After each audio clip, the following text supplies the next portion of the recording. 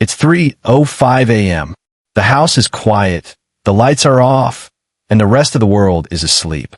But you're once again getting out of bed, eyes half shut, feet shuffling across the cold floor to the bathroom. This isn't the first time tonight, and it probably won't be the last. You do your business, head back to bed, but now your brain is half awake.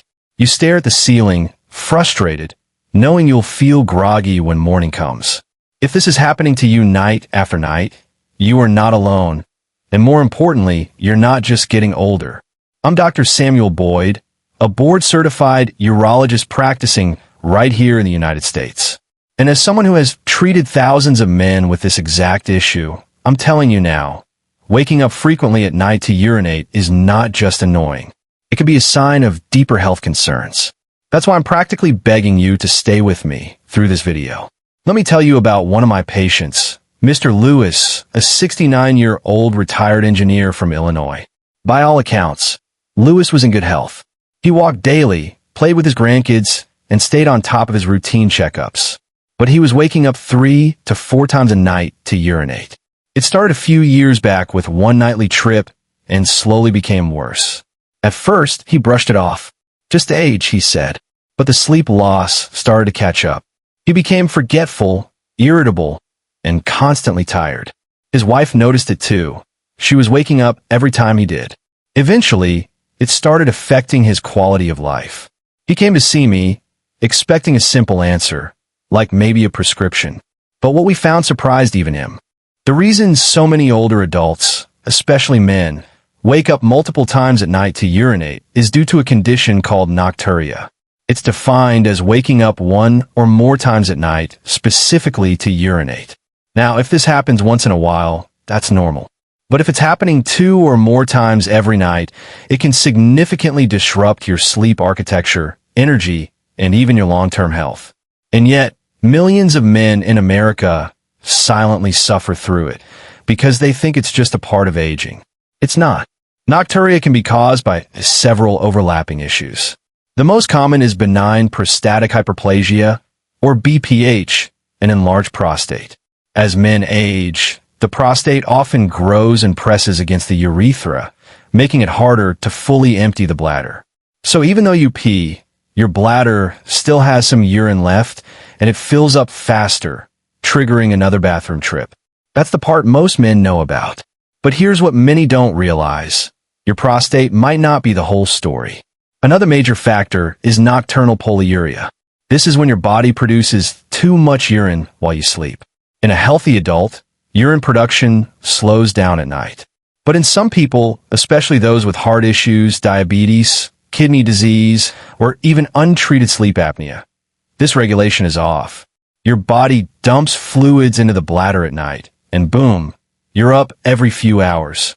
Even something as simple as fluid pooling in your legs during the day can later return to your bloodstream when you lie down, increasing nighttime urine production. Mr. Lewis? His prostate was only mildly enlarged.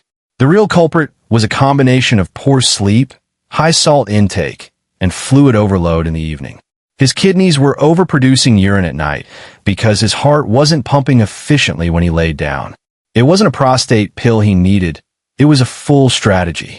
Let's talk about the consequences. If you think waking up at night to pee is just a nuisance, let me share this. Studies show that frequent nighttime urination in older adults is strongly linked to increased fall risk, daytime fatigue, cognitive decline, and even cardiovascular stress. In fact, a major U.S. study published in the Journal of Urology found that people with nocturia are 3 times more likely to experience accidental falls, especially those who are already at risk due to age or balance issues. Another study from a National Sleep Foundation revealed that sleep fragmentation from nocturia contributes to poor memory, low energy, and depressed mood. So no, it's not just about the pee. It's about your brain, your heart, and your quality of life. So what can you do? Let's get practical. Step 1. Track your patterns. Start a simple log for 3 days. Write down how much you drink during the day, what time you stop drinking, how often you get up at night, and roughly how much you urinate each time. This will help you and your doctor determine whether your problem is prostate-related, bladder-related, or due to excess nighttime urine production. Step 2. Change your timing. Most people unknowingly overload their fluid intake late in the day. If you're sipping water, tea, or juice all evening, your bladder doesn't get a chance to rest. Instead, aim to consume most of your fluids between morning and early afternoon. Cut back significantly in the last 3 hours before bed. And minimize caffeine or alcohol late in the day. Both are diuretics and bladder irritants. Step 3. Try double voiding. Right before bed, urinate, then wait about 20 to 30 seconds and urinate again. This helps empty the bladder more completely and can buy you a few extra hours of uninterrupted sleep. You'd be surprised how much urine gets out during that second try. Step 4. Elevate your legs or wear compression socks. If you notice your ankles swelling during the day, chances are you're experiencing fluid retention in your legs.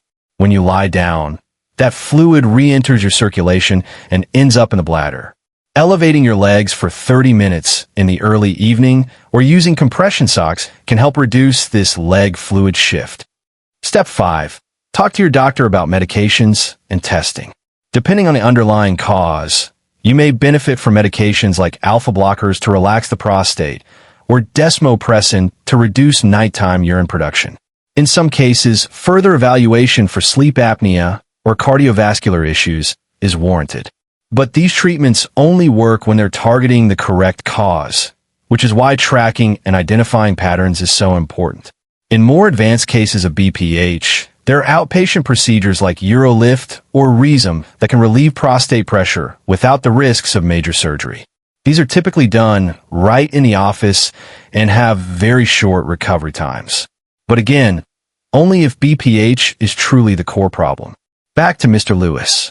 After we adjusted his fluid intake, addressed his salt-heavy evening meals, and started some light compression therapy, his nighttime bathroom trips went from 4 to 1.